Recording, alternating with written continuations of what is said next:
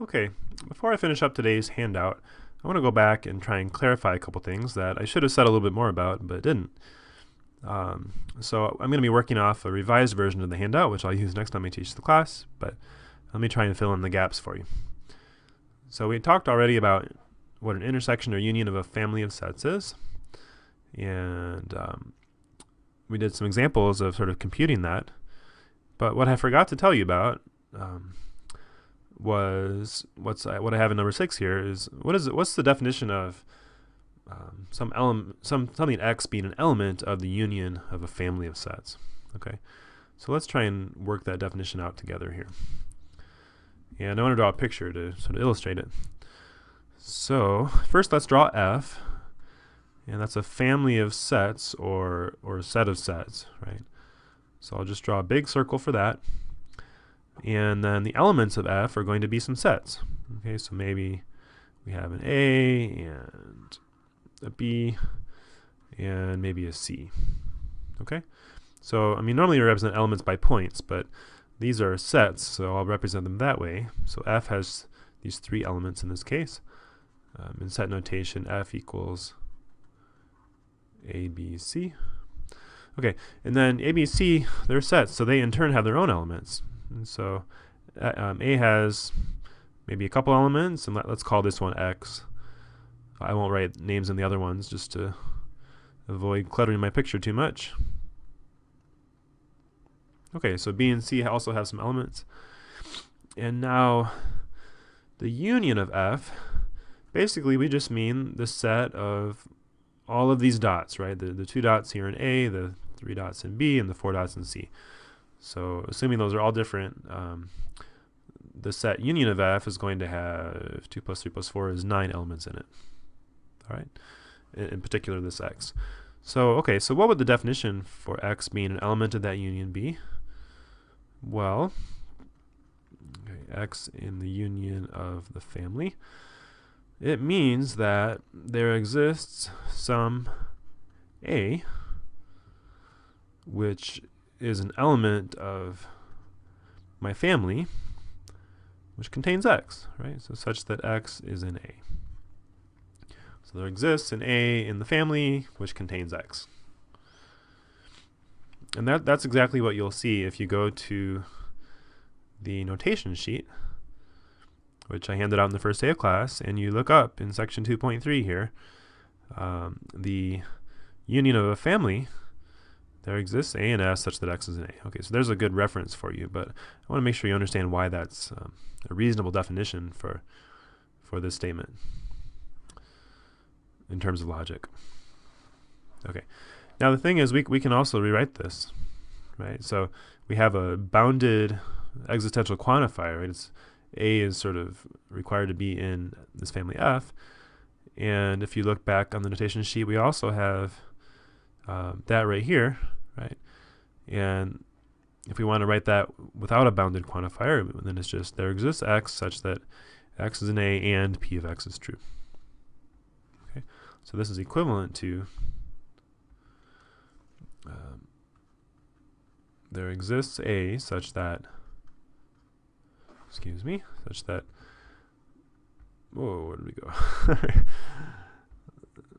Back up here. Okay, try again. There exists A such that A is an F and X is an A. Okay. And that does it. So that's going to be a nice definition for X being in the union of F. Now what about X in the intersection of F? That would mean that the single X would have to be in A, B, and C, right? So maybe I should draw a slightly different picture for that, where these sets have some overlap. In fact, I can just put a nice standard Venn diagram inside of here. And I probably should have made that a little bit bigger, but okay, so this is still my family F, and it contains A, B, and C. And then let's imagine that X is in all 3 sets, okay? I don't even have the space to write its name there, but that dot represents X. And that would be an element of the intersection of this family F, family of sets F. Okay, so how can we define that? Well, being in the intersection of the family of sets just means that for all A in F, X is in A, right? Now maybe A is an unfortunate choice of letters because that's actually one of the particular names up here. But this A here, this is for all. It could represent any element of F, namely A, B, or C. Okay. If you prefer to write, for all S in F, X is in S, that would be fine too. Okay, this A here is just a dummy variable, so it can be replaced. Actually, the same holds for the one over here. Okay, and then just like we did for the union, we can write this without using the bounded quantifier notation. And so if you look back at our notation sheet, for all x in A, P of x, the same thing as saying for all x, x in A implies P of x. Okay, so it's a conditional instead of a conjunction like we had here. So let's try and write that down. Get my pen back here. So this is equivalent to for all A in F implies that x is in A. Okay.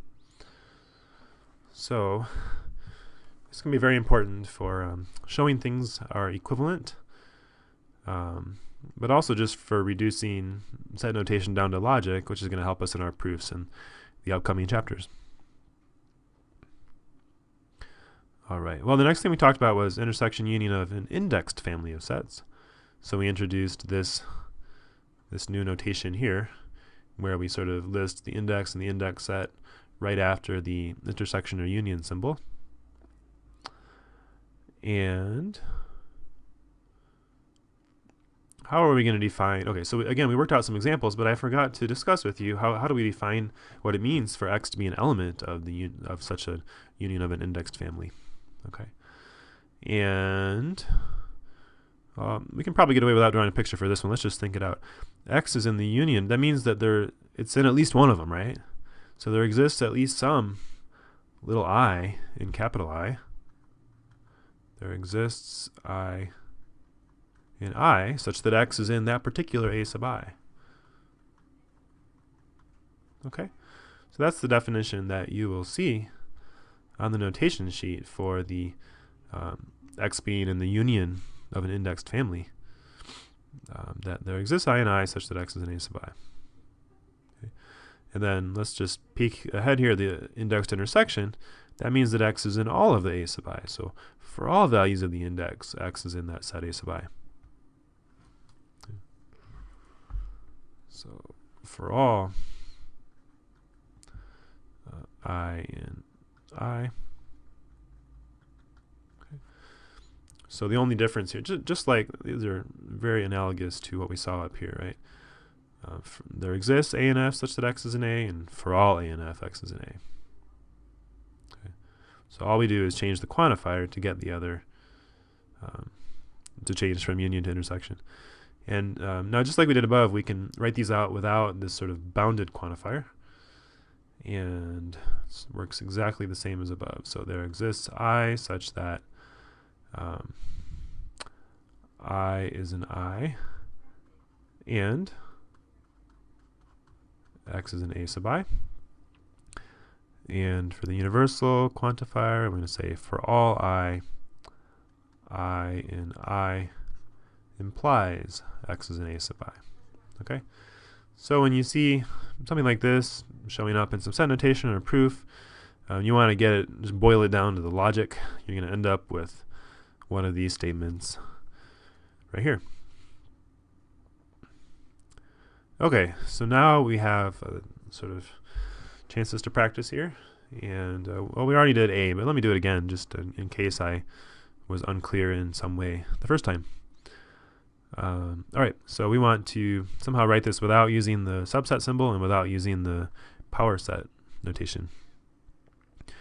All right, so for P of A to be a subset of B, that means, and again, this is on your notation sheet if you need to look back, although eventually I hope you'll memorize all these. For A to be a subset of B means for all x, x in A implies x in B. All right, so for all x in power set of A implies x is in B. Okay. Good. Now we're not supposed to use this power set symbol either. And so we need to remember or look up what does it mean for x to be an element of the power set. And that's on your sheet here as well. Section 2.3, power set. X in the power set of A means x is a subset of A. All right. So x is a subset of A implies x is an element of B. And now we got to deal with that subset symbol. So let's replace x as a subset of A by for all, and I have to use a different letter from x this time, so for all y in the set X implies that y is in the set A. Okay. And then everything else stays the same. And there we go. We just have quantifiers and conditionals, and this is an element of symbol. And so we've done what we were asked to do. And then one thing here, which I didn't have time for in class, was we can try it now. After you've done that, try to find values for the free variables which make the statement true. Right? The free variables are the A and the B that we started with here. So we need the power. Okay, and we can probably do something boring with empty sets, but let's actually come up with something substantive here. So let's pick A to at least be a set with one element. In which case, see if we can make this work. The power set of A would have two elements, right? The empty set and the whole set A.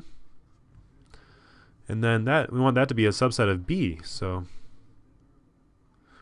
B could be, well, we could be boring and make it the same thing as power set of A, but let's make it a little bit bigger.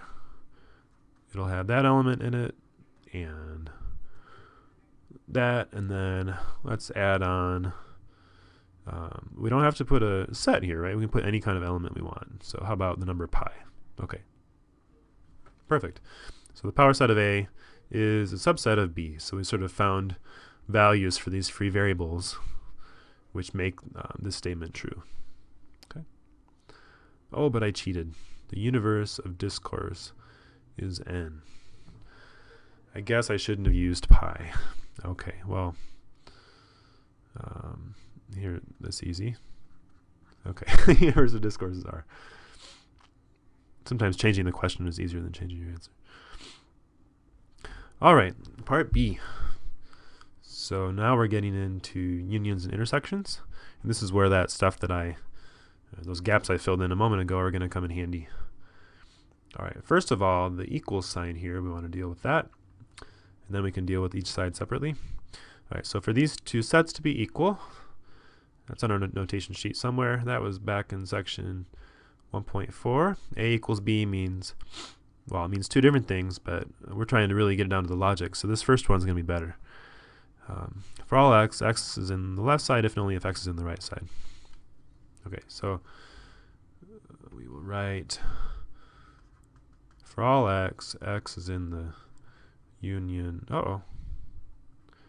x is in the union of the family F. Okay. And we'll get there. Okay. If and only if x is in the intersection of, or overall natural numbers n of A sub n. Okay, and now we can deal with this x in the union of the family F, which is just what we saw a little bit earlier in the video. Okay, and we said that it's a union, so this means that there exists some A in the family F such that x is an A. And then we wrote that out a little bit further, and we got there exists A such that A is in F and x is in A. Okay. And then over here, x being in the intersection of all these A sub n's means that for every single value of the index, so for all n in n, x is an A sub n. Or we can say for all n, n implies that x is in A sub n. And I think we now have it in the form they want. Alright, now we can try out number 10. So we're supposed to show these two sets are equal by writing out what it means for an object x to be an element of each set, and then using equivalences. Alright, so we will start with x being an element of the left-hand side here. So the intersection of the family F intersect the intersection of the family G. Okay. And basically we're saying that x is in every set in this family and every set in this family. Okay. So it's in every single set basically in either family. And that's what the right side means, right? X is in every single set in either this family or that family. Okay, so in their union. So let's work this through and somehow see where this union comes from, since we all have all intersections here. Alright, so first of all, x is in this set intersect this set. So that's from a while ago. That just means that x is in the first one and x is in the second one. And then, okay, x being in the intersection of this family means that for all A and F implies that x is in A, right? And then same thing for G. For all A in G implies that x is in A. And now what we're about to do is very similar to the last problem we did in the last lecture for section 2.2, but we'll do it again just for practice. We have a couple for alls and an and those go well together, right? We can factor out the for all to the left here. So we got for all A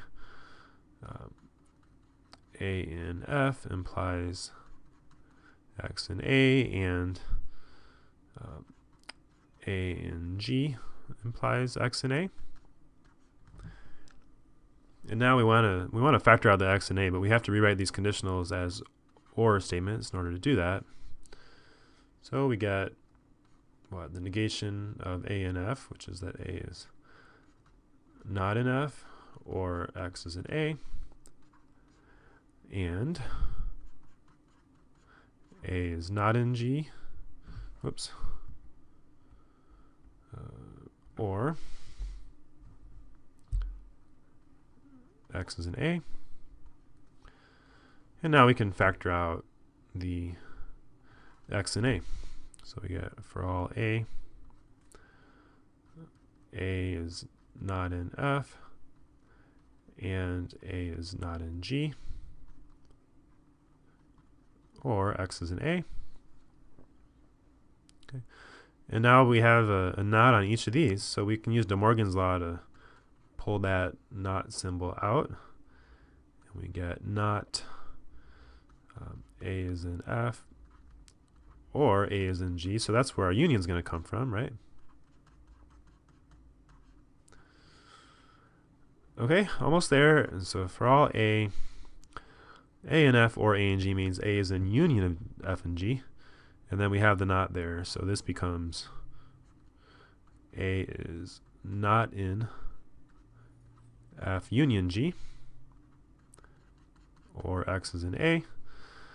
And finally, here we have not A and F union G, or, so that we can write that back as a conditional again. So for all A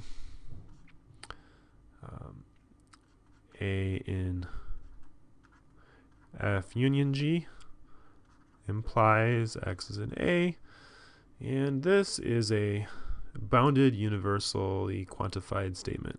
So for all A in